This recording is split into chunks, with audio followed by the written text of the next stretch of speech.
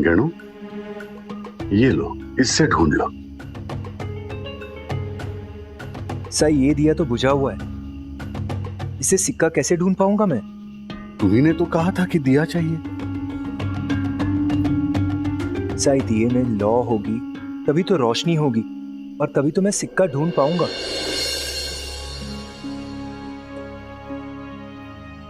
उद्धव, जी साई। ये दिया जला कर लाओगे? जी साई।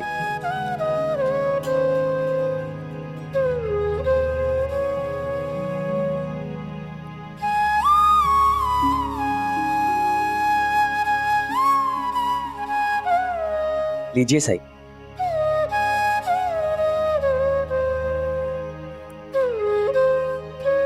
ये लो गणू।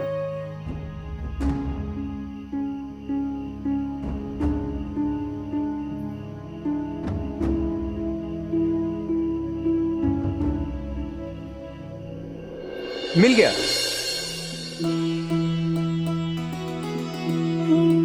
ये लीजिए साई। गणू, ये सिक्का तो तुम्हें समझाने का एक माध्यम था। ये दिया मानो काका साहब है, वो तुम्हें ईशोपनिषद के अर्थ के और पास ले जा सकते हैं, लेकिन जब तक तुम्हें लौ नहीं मिलती तुम्हें अर्थ समझ नहीं आएगा। दिए तक तो मैंने तुम्हें पहुंचा दिया है, अब लौ ढूंढना तुम्हारा काम है।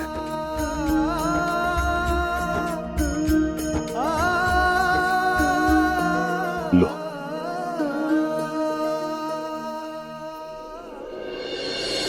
समझ गया साई, मुझे भी लौ ढूंढनी होगी, और जैसे लौ दिए के आसपास होती है, वैसे ही काका साहब मुझे उस लौ तक पहुंचाएंगे। बोलो बजरंग बली की जय।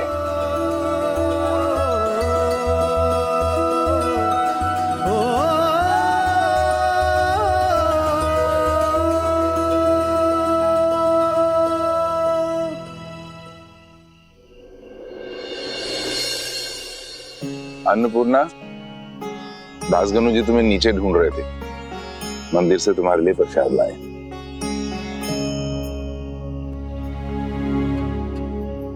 काका साहब, ये सारी किताबें आपकी है ना?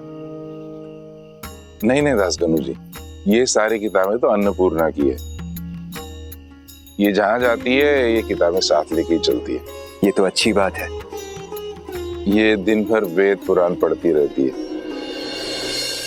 लगता है मुझे मेरी लौ मिल गई है, जो मुझे ईशोपनिषद का अर्थ समझाकर मेरे ज्ञान को और रोशन करेगी। मुझे थोड़ी थकान हो रही है अन्नपूर्णा, मैं सोने जा रहा हूँ, तुम भी ये सब समेट के आ जाना। जी। दासगनु जी मुझे आज्ञा दीजिए। जी।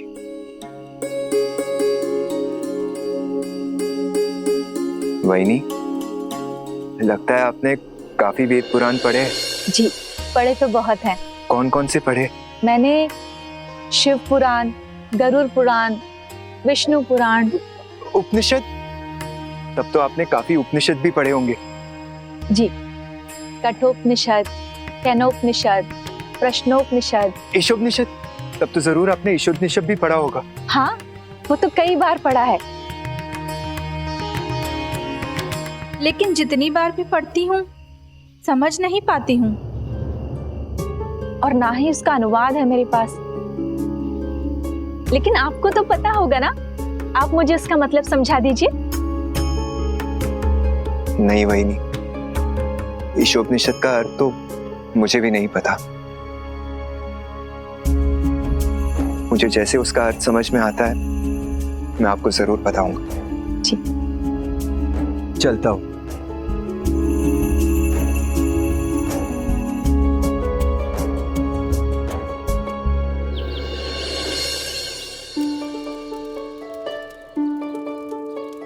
साई, हमें कोई कहानी सुनाइए ना। बच्चों, आज कहानी नहीं, संगीत सुनाने का मन कर रहा है। सुनना चाहोगे? हाँ हाँ साई, सुनाइए ना। बैठो।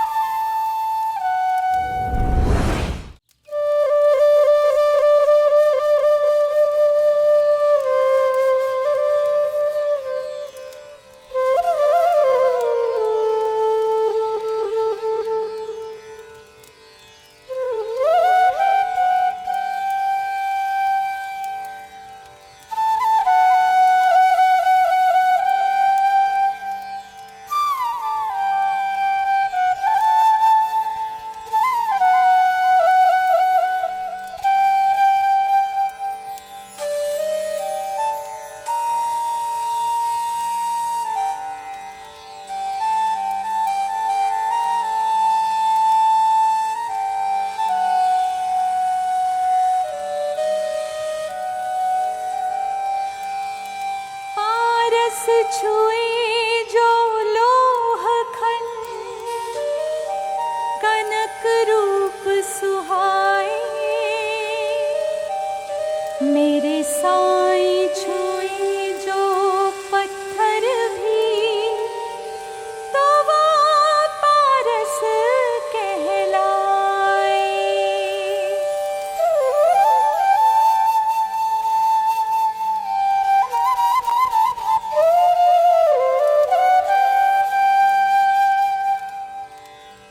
जन्म जन्म से भटक रही हूँ, राह दिखा दे साईं। जन्म जन्म से भटक रही हूँ, राह दिखा दे साईं। खंडहर भी तेरी चरण धूल से बनते हैं मेरे साईं, मेरे साईं, मेरे साईं, मेरे साईं, मेरे साईं, मेरे साईं।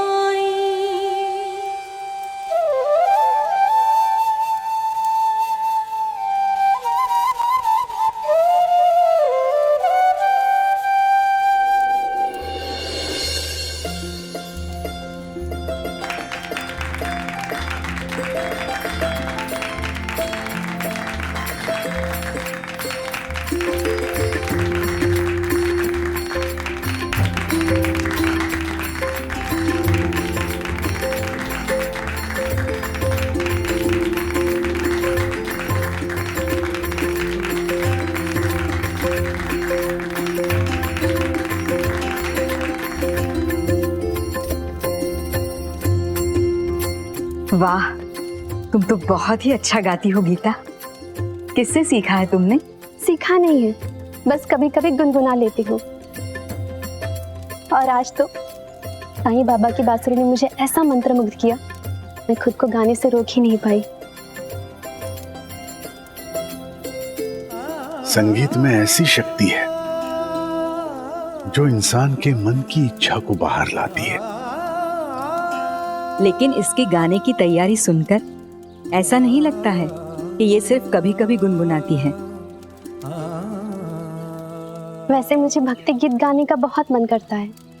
कभी कभी तो मन करता है कि सारा जीवन ईश्वर की भक्ति गीत गाते गाते बीत जाए, उनको याद करते करते बीत जाए। यही तो असली सुख है। तो फिर ऐसा करती क्यों नहीं हो? जीवन में हमें सपने चुनने पड़ते हैं कि पहले हम किस सपने के पीछे चले। कुछ परिस्थितियां हैं, कुछ जिम्मेदारियां हैं, उन्हें निभाने के लिए मुझे दूसरी दिशा में जाना पड़ा। लेकिन मुझे कोई शिकायत नहीं, ईश्वर ने मुझे आवाज दी है, उनकी भक्ति में जब चाहे गुनगुना कर सुख प्राप्त कर लूं। और भक्ति गीत गाने के लिए अपना जीवन समर्पित करना, ये सपना तो मरते दम तक रहेगा। ईश्वर ने चाहा तो तुम्हारी इच्छा जरूर पूरी होगी। आपने मुझे आशीर्वाद दिया है बाबा, तो मुझे विश्वास है जो भी होगा अच्छा ही होगा। राम जी भला करें।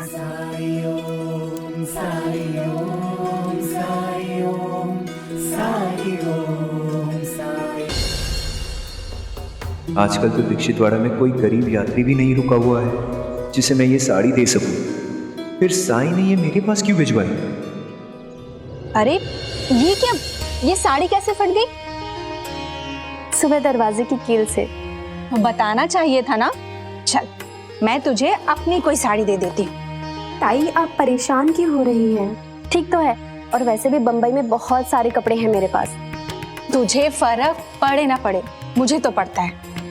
हमारी बेटी जैसी है तू, इतना ख्याल रखती है हमारा, तो क्या हम तेरा ख्याल नहीं रख सकते हैं? आज ही तेरे लिए नई साड़ी लेके आएंगे बाजार से। खरीदने की जरूरत नहीं पड़ेगी बहनी। दास कनु जी,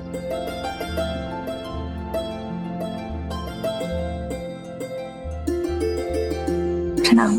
प्रणाम। साईं की लीला तो देखिए, उन्हें परेशानी बताओ या ना बताओ, अपने भक्तों की परेशानी से कभी अनजान नहीं रहते वो। साईं ने गीता के लिए नई साड़ी भेजी है, वो भी मेरे हाथों।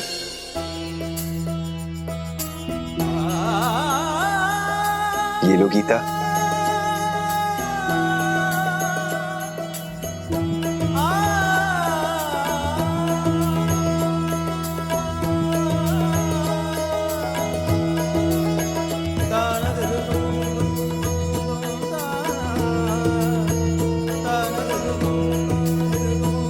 ये तो बहुत महंगी साड़ी लगती है,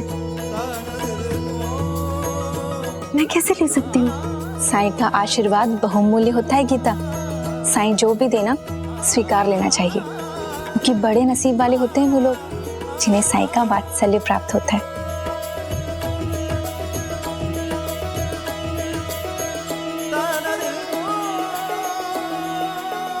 कितनी सुंदर साड़ी है ना ताई, मैं अभी पहन के देखो। नहीं नहीं, कल पहनूंगी और फिर साई को भी दिखाऊंगी। जरूर, तेरी साड़ी है, जब मन चाहे तब पहन लेना। धन्यवाद।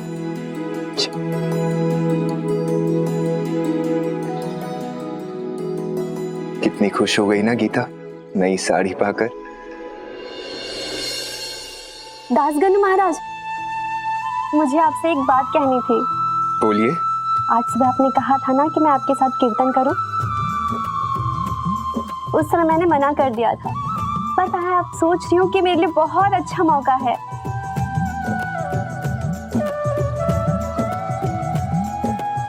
जरूर, मुझे बहुत खुशी होगी। धन्यवाद।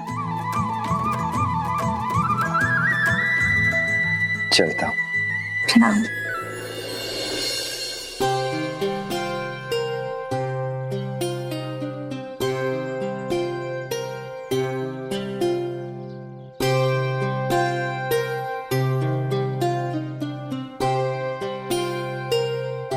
कहीं गीता कीर्तन करने से इसलिए तो मना नहीं कर रही थी क्योंकि उनके पास कीर्तन में पहनने के लिए अच्छी साड़ी नहीं थी।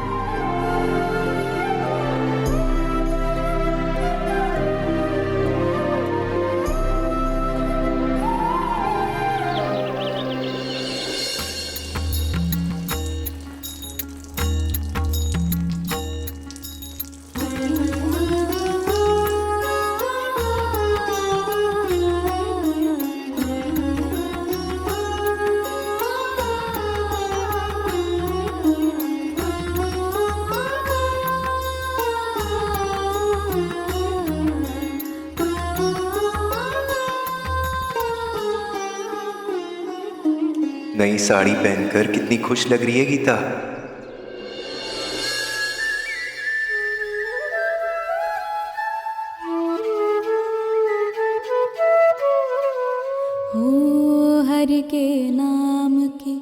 चले निरंतर धुन यूं ही मन में सुबह हो शाम। हरे कृष्णा हरे राम हरे कृष्णा हरे राम हरे कृष्णा हरे राम हरे कृष्णा हरे राम।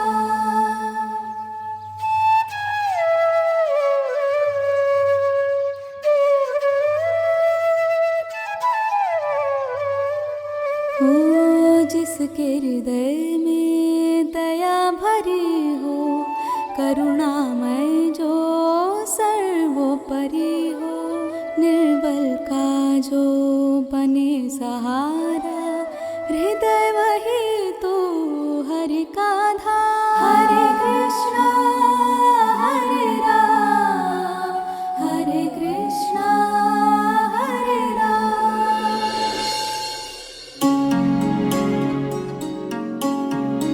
आजकल कितनी खुश लग रही है ना गीता। सब साईं का असर है।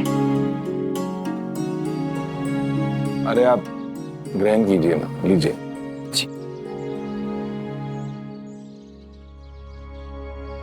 साई का असर है या नहीं साड़ी का। अब कल के कीर्तन में भी ये साड़ी गीता को गाने के लिए आत्मविश्वास दे दे और मुझे ईश उपनिषद का अर्थ पता चल जाए तो मेरी मुश्किल हल हो जाएगी।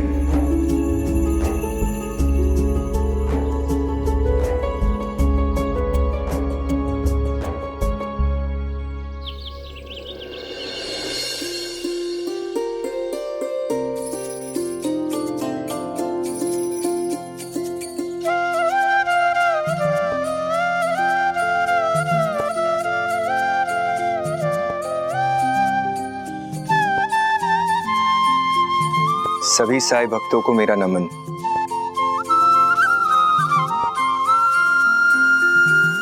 आज के कीर्तन की विशेषता ये है कि ये कीर्तन मैं अकेले नहीं करने वाला, बल्कि मेरे साथ काका साहब दीक्षित जी की सेविका गीता, वो भी मेरे साथ कीर्तन करेगी।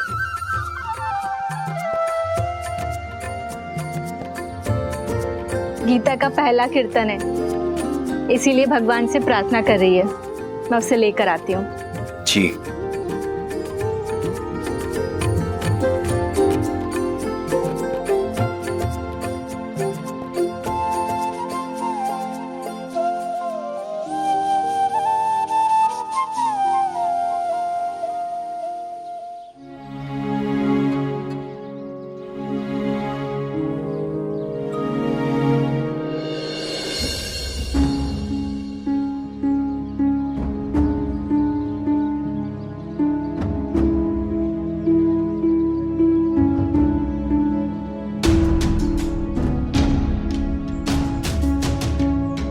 तुम्हारे सारे सवालों के जवाब तुम्हें मिल जाएंगे गणु। श्रद्धा सपूरी।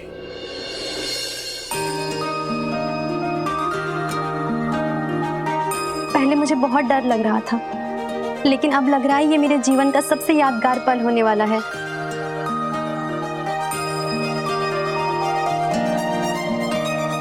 साईं, आपके आशीर्वाद से यहाँ तक पहुंची हूँ और मेरी ये नई यात्रा का आरंभ भी आपके आशीर्वाद से हो। राम जी भला कर। मैं आप दोनों की ऋणी हूँ। आप मुझे शिरडी लाए और मेरा जीवन बदल दिया। हमने कुछ नहीं किया है गीता, सब साईं की कृपा है। बिल्कुल। गीता जी। कीर्तन शुरू करें?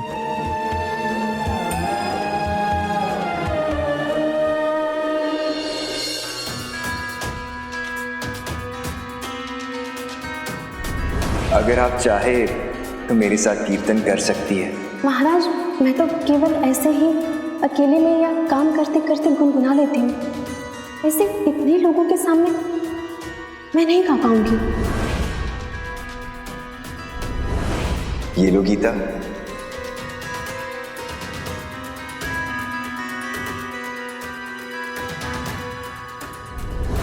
आज सुबह आपने कहा था ना कि मैं आपके साथ कीर्तन करूं। उस समय मैंने मना कर दिया था, पर मैं अब सोच रही हूँ कि मेरे लिए बहुत अच्छा मौका है। गीता तो पुरानी साड़ी पहनकर आ गई है, मतलब साड़ी के कारण कीर्तन में गाने से मना नहीं किया था पहले, लेकिन और क्या वजह रही होगी?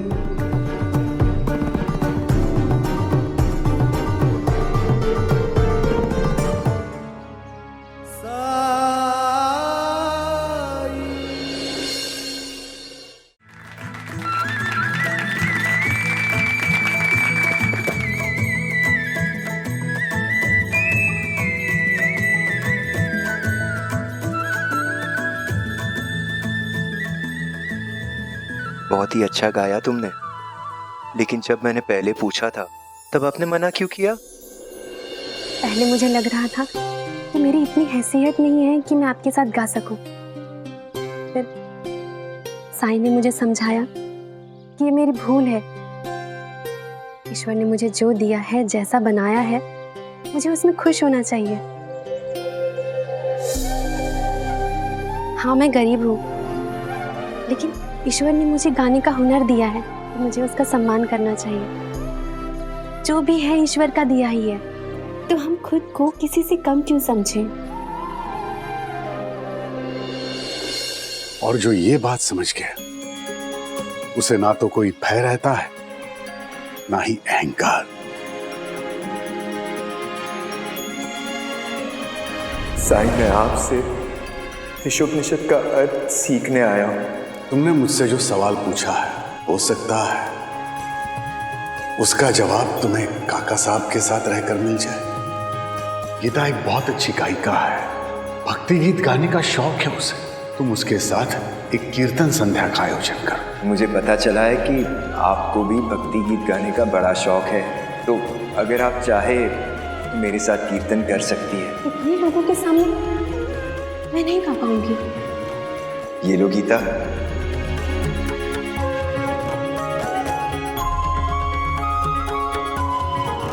सुबह आपने कहा था ना कि मैं आपके साथ कीर्तन कर सकती हूँ। उस समय मैंने मना कर दिया था, पर मैं अब सोच रही हूँ कि मेरे लिए बहुत अच्छा मौका है।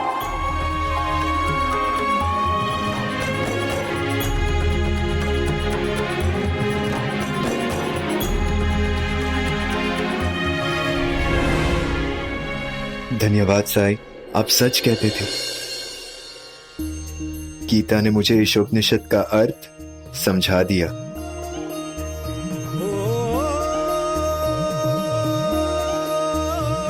ईशोपनिषद? मैंने इसका नाम कभी सुना नहीं, तो मैं आपको मतलब कैसे समझा सकती हूँ, वो भी आप जैसे ज्ञानी को। साईं की लीला बहुत ही अलग है। ये जरूरी नहीं कि हर बात कहकर समझाई जाए। आपने अपने विचारों से, आपके कर्मों से मुझे सब समझा दिया। जब आपको नई साड़ी मिली तब आप खुश थी, और जब आप नई साड़ी की जगह पुरानी साड़ी पहनकर कीर्तन में आई तब भी आप उतनी ही खुश थी। नई साड़ी मिलने से पहले भी आप खुश ही थी, है ना?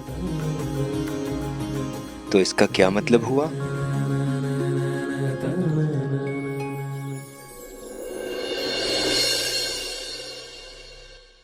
मैं समझी नहीं।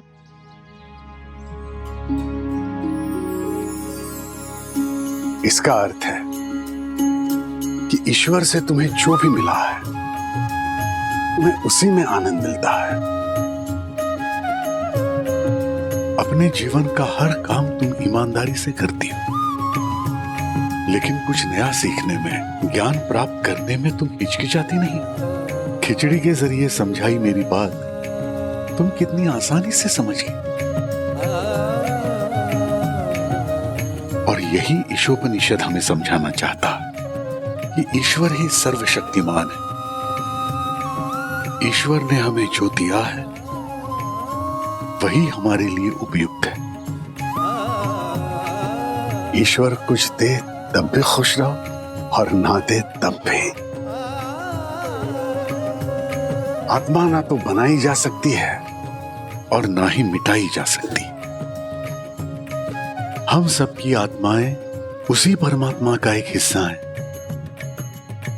जिसे ईश्वर ने भेजा है नई चीजें अनुभव करने के लिए। जो ये सत्य जान लेता है उसके जीवन में ऐसी कोई विपत्ति नहीं आती है जिसका वो सामना ना कर सके। साईं, मैं धन्य हो गया कि आपने मुझे इतनी सरलता से ये ज्ञान समझा दिया। ये बात तो तुम बहुत पहले ही समझ सकते थे गणु, लेकिन तुम्हारा अहंकार तुमको रोक रहा था। लेकिन जब तुमने अहंकार को छोड़ा और सच्चे मन से अर्थ ढूंढने लगे, तब ईशोपनिषद के अर्थ तक पहुंच गए।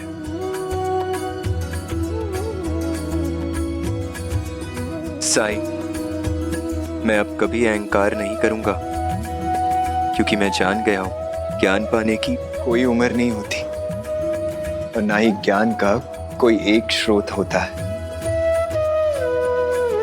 ईश्वर जैसे चाहे, जिस माध्यम से चाहे, हमें ज्ञान पहुंचा सकता है, चाहे वो बड़ा हो या छोटा, अमीर हो या गरीब, ज्ञानी हो या अज्ञानी। ज्ञान तो हर जगह है। बस हमें अपने अहंकार को छोड़कर ज्ञान पाना चाहिए।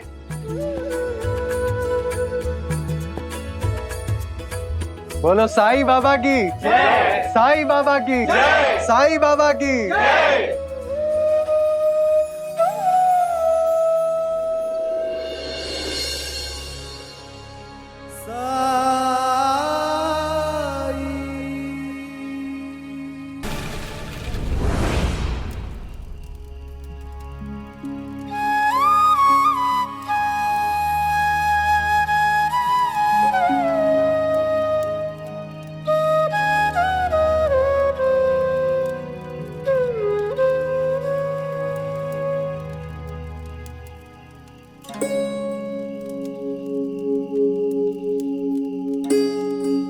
प्रणाम साईं। माफ कीजिएगा साईं, आने में थोड़ी देर हो गई। हम दोनों काम में व्यस्त क्या हो गए। इसने तो 1 घंटे के 2 घंटे कर दिए। ये तो बहुत अच्छी बात है। साईं, आपने हमें मार्तंड को यहाँ लाने के लिए कहा था। कारण भी पता चल जाएगा मालसापति जी।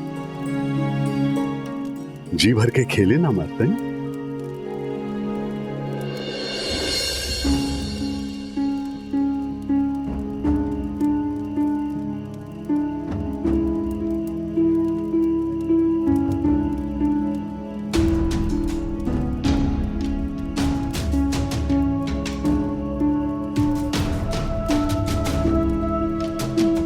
मार्तंड, अब ये लो और 8 का पहाड़ा याद कर लो।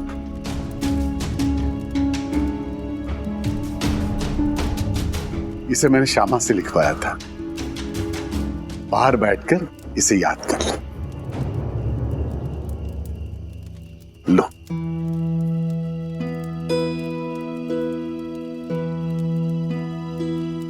बैठो।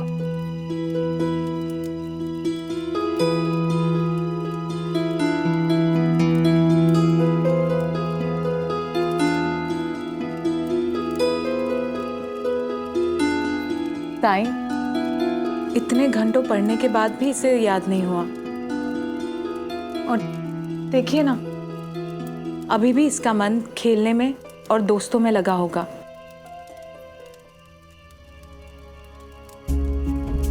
पार्वती, उसे कोशिश तो करने दो।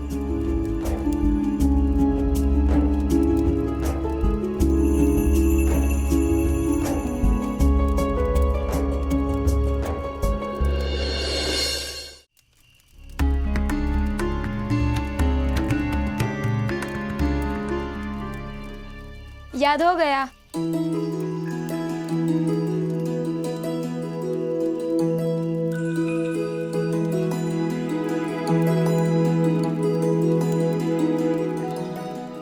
तो फिर अब सुनाओ। 8 एकम 8, 8 दूनी 16, 8 तिया 24, 8 चौके 32, 8 पंजे 40, 8 छक्के 48, 8 छत्ते 56, 8 अट्टे 64, 8 नेम 72, 8 दा 80।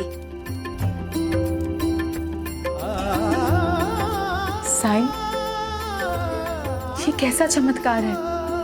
जो चीज इसे इतने घंटों में याद नहीं हुई, वो कुछ ही पलों में याद हो गई। ये कोई चमत्कार नहीं है पार्वती, ये तो प्रकृति का नियम है।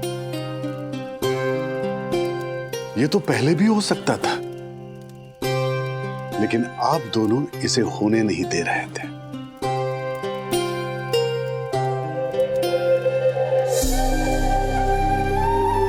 साईं, आप ये क्या कह रहे हैं? कुछ समझ में नहीं आया। कैसा नियम? यही कि जीवन में संतुलन बहुत जरूरी है। अगर आप किसी फूल को दिन भर रोशनी में रखें तो उसे छाया या अंधेरा कभी नहीं मिलेगा, फिर वो फलेगा फूलेगा कैसे? उसी तरह अगर बच्चों को सिर्फ पढ़ाई करने के लिए कहेंगे तो वो किताब लेकर तो बैठ जाएंगे, लेकिन पढ़ नहीं पाएंगे क्योंकि उनका ध्यान खेल पर रहेगा। जैसे मार्तंड को पहाड़ा याद नहीं हुआ क्योंकि इसका ध्यान खेल पर था, क्योंकि जिस वक्त इसे पढ़ाई के लिए बैठाया गया वो तो इसके खेलने का वक्त था, और जब तक ये खेलेगा नहीं इसका ध्यान पढ़ाई में भी नहीं लगेगा। पार्वती, पढ़ाई और खेल के बीच संतुलन बनाए रखोगी तो तुम्हें मार्तंड से कभी कोई शिकायत नहीं होगी।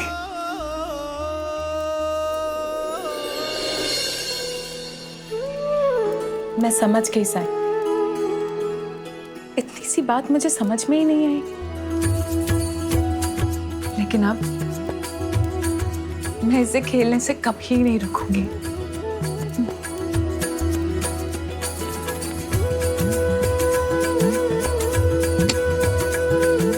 मैं भी अब से एकदम मन लगाकर पढ़ूंगा, सच। एक बात और, ये संतुलन सिर्फ बच्चों के लिए नहीं, जीवन के हर पड़ाव में जरूरी होता है। और जो इस संतुलन के साथ नहीं चलता उसके जीवन में परेशानियां आती रहती हैं।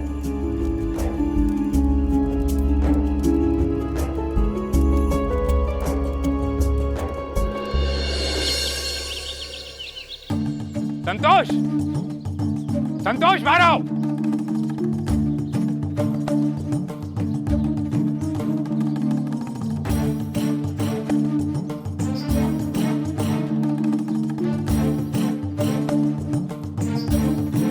मैंने कहा था ना, मुझे आज किराया चाहिए।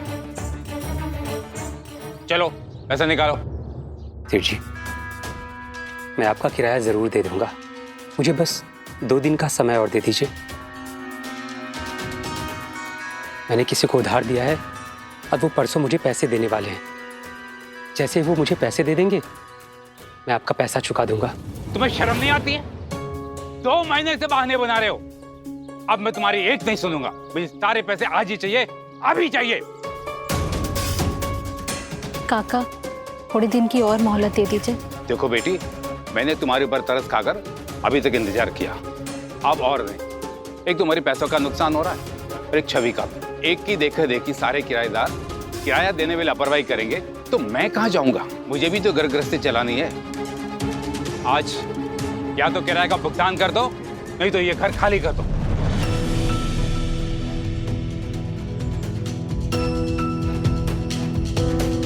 आप कुछ करिए ना, आपने जिनको पैसे उधार दिए उनसे जाकर मांगिए ना।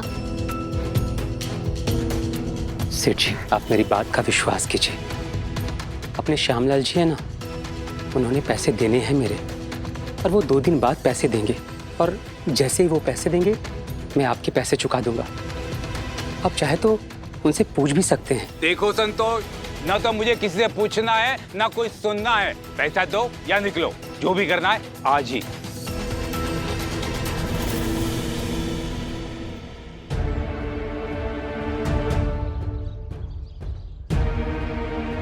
ठीक है सेठ जी, मैं आज ही घर खाली कर दूंगा। और वो जो पगड़ी के रूप में 2 महीने का किराया दिया था, उन पैसों से आपका उधार भी चुक जाएगा। ये आप क्या कह रहे हैं? घर खाली कर कर हम कहाँ जाएंगे? देखो संतोष, शाम तक का समय है। मेरे आदमियों को बुलाकर तुम्हारा सामान बाहर फेंकवाना ना पड़े। ध्यान रहे। चलो।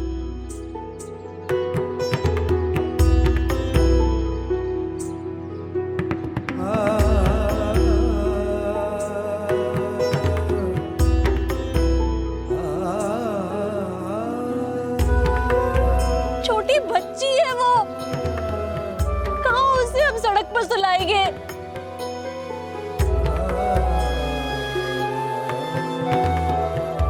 गौरी, जब पैसे नहीं है हमारे पास तो हम कर भी क्या सकते हैं?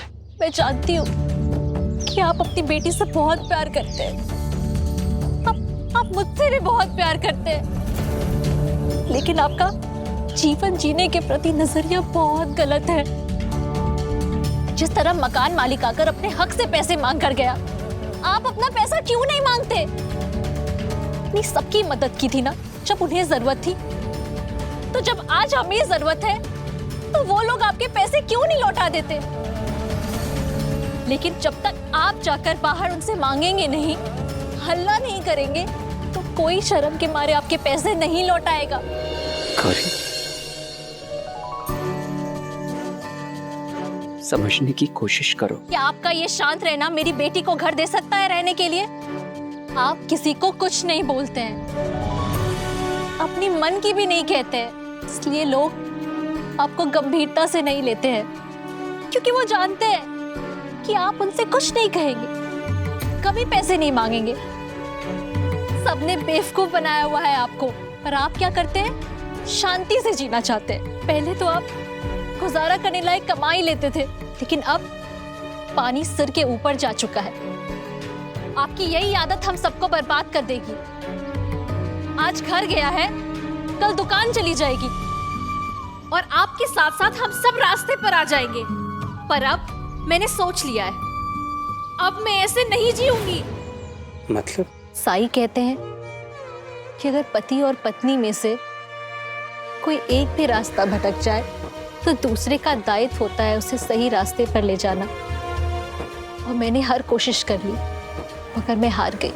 इसलिए अब एक आखिरी उम्मीद जिस पर मुझे भरोसा है, हम आज ही वहां अपना सामान बांधकर शिरडी जाएंगे। शिरडी? शिरडी किस लिए? अपने आई बाबा से मेरी शिकायत करनी है। मैं आपका भला चाहती हूँ, और मैं जानती हूँ सिर्फ साईं ही है जो हमारी मदद कर सकते हैं। उनके आशीर्वाद से आपको पता चलेगा कुछ कमियां आपके व्यवहार में भी है, और साईं ही आपको उन कमियों को दूर करने का रास्ता भी दिखाएंगे।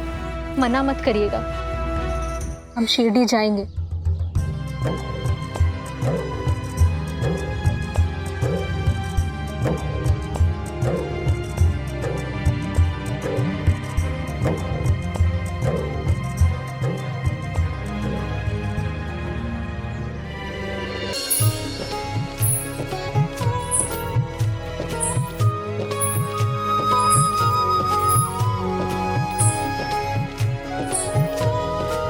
गौरी,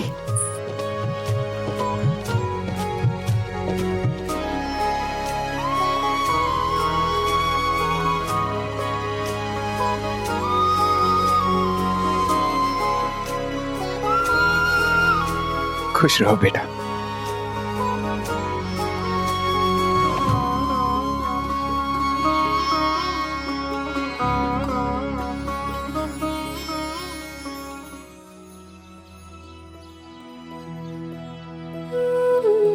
खुश रहिए।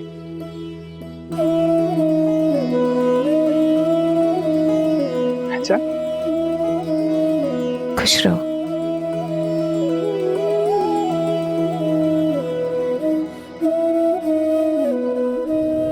साई ने कहा था तो होना ही था। उन्होंने कहा था कि गौरी आने वाली है, और देख तू आ गई।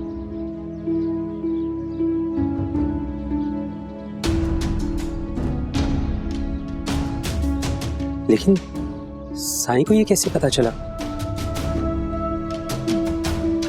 साईं को सब पता रहता है। लेकिन बेटी, तुम तीनों यूं अचानक, कोई सूचना भी नहीं दी। सब ठीक तो है ना?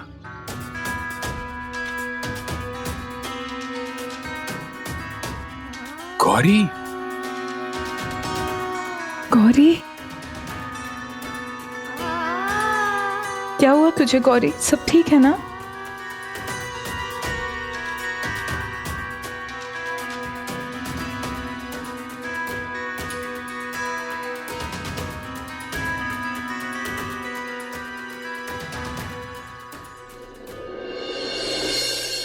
बस बाबा बस, हम थोड़ी देर में अस्पताल पहुंच जाएंगे। ओम साईं राम। बाबा, दादाजी ठीक हो जाएंगे ना? हाँ बेटा, बिल्कुल ठीक हो जाएंगे। ओम साईं राम। अरे गाड़ी तेज चलाओ भैया, हमें जल्द से जल्द अस्पताल पहुंचना है। साहब, बेलों से तेज नहीं चलेगी गाड़ी। अब मुझसे जुबान मत लड़ाओ। जैसे लोगों को मैं अच्छी तरह से जानता हूँ, सारा पैसा अपनी जेब में डाल लेते, बैलों को कुछ खिलाते नहीं है, इसीलिए तुम्हारे ये बैल सुस्त है। नहीं साहब, हम अपने बेलों का खूब ख्याल रखते हैं। आज काफी दूरी से चल रहे हैं ना, इसलिए थक गए। अच्छा, अब तुम बहस मत करो। तुम जानते भी हो कि मैं कौन हूँ? इस क्षेत्र का वरिष्ठ प्रशासनिक अधिकारी। चाहूं तो मैं तुम्हारी एक दिन में गाड़ी बंद करवा सकता हूँ। साहब, बैल इससे तेज नहीं चल रहे। तो मैं क्या करूं? ये सब पहले बताना चाहिए था ना। तुम्हें पता था कि बाबा की तबीयत खराब है और हमें अस्पताल जल्द से जल्द पहुंचना है। तुम अगर पहले बताते तो हम तुम्हारी गाड़ी में नहीं बैठते, कोई दूसरी गाड़ी पकड़ लेते। आपके इसी गुस्से की वजह से बाबा की और तबीयत खराब होती है। तो गुस्सा नहीं आएगा ऐसे लोगों पे?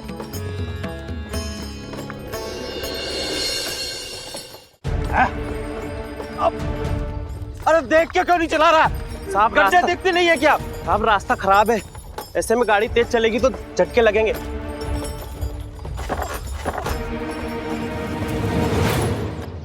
क्या कर रहे हो तुम? अब क्या हुआ? साहब, पहिया फंस गया है। क्या मुसीबत है? तुम ध्यान से नहीं चला सकते? अब देख क्या रहे हो? निकालो भैया। साहब, हम सबको उतरना पड़ेगा, मैं जल्द निकालता हूँ। बड़े साहब को भी उतारिए, गाड़ी जितनी हल्की होगी उतनी जल्दी निकलेगी।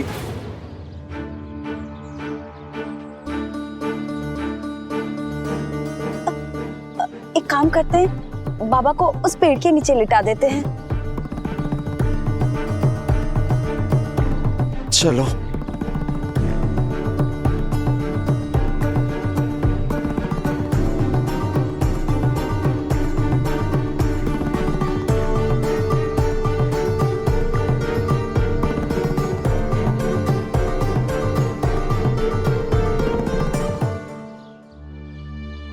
ओम साईं राम, ओम साईं राम, ओम साईं राम, ओम साईं राम।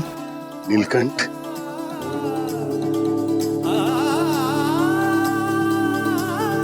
साईं,